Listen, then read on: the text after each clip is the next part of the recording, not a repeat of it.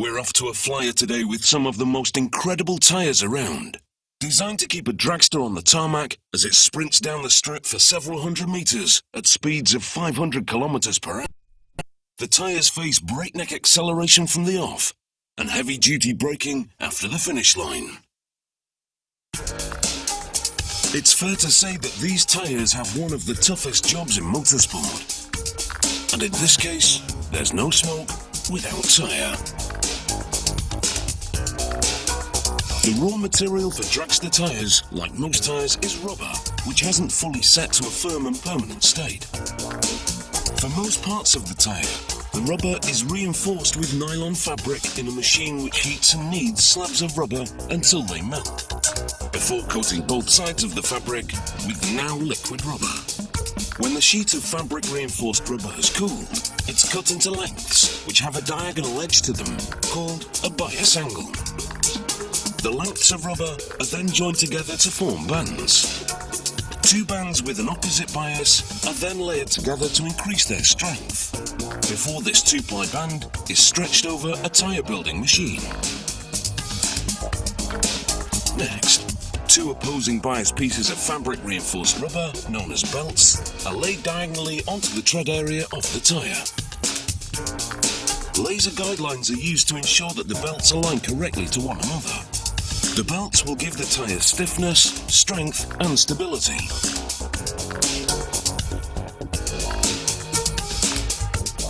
A roller is used to force out any air trapped between the two-ply band and the belts, which help ensure a strong bond forms between the layers. A stitcher wheel then folds down the edges of the two-ply band, before the ends of the material are folded into the machine. A contact cement type glue is then applied to enhance the natural adhesion of the uncured rubber. Next, an automated machine makes the tyre's beads, which are the rigid hoops that will run around the tyre's centre and secure it firmly to the wheel. Each bead is made from thick steel wire, which is first coated in rubber.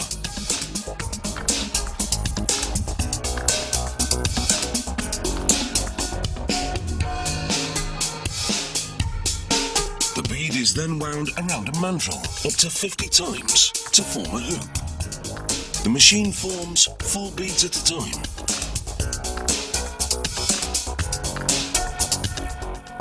The next machine wraps the hoop in a piece of fabric reinforced rubber.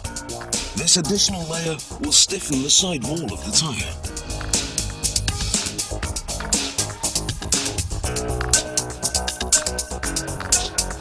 A tool called a bead server is then used to mount the finished bead. While the tyre is spinning, more contact cement is added to the outside of the bead, before the ends of the two-ply layer are wrapped over the bead to create a secure rubber-to-rubber bond.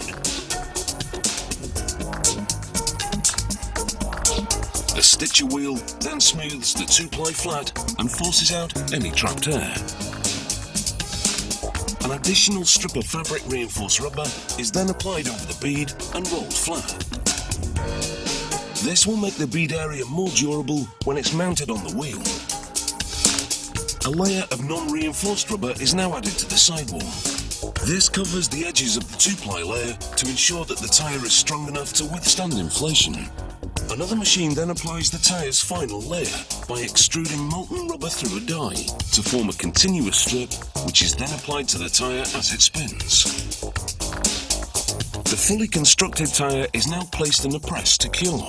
A hot mould closes around the tyre, while a bag inflates inside to push the tyre's edges against the walls of the mould.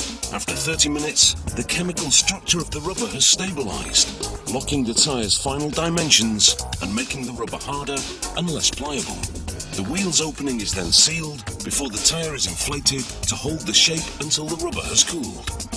After an hour, the rubber has cooled to room temperature and the tyre is ready for a series of quality control checks. First, a visual inspection is performed, while any excess rubber is trimmed from the bead area. The tyre is then x-rayed to detect any internal flaws before the labels and decals are added. The tyre is now ready to roll, but its life in the fast lane, whilst exciting, will be short-lived, as a dragster's tyres will only last for a few runs down the strip. 3, 2, 1, gone.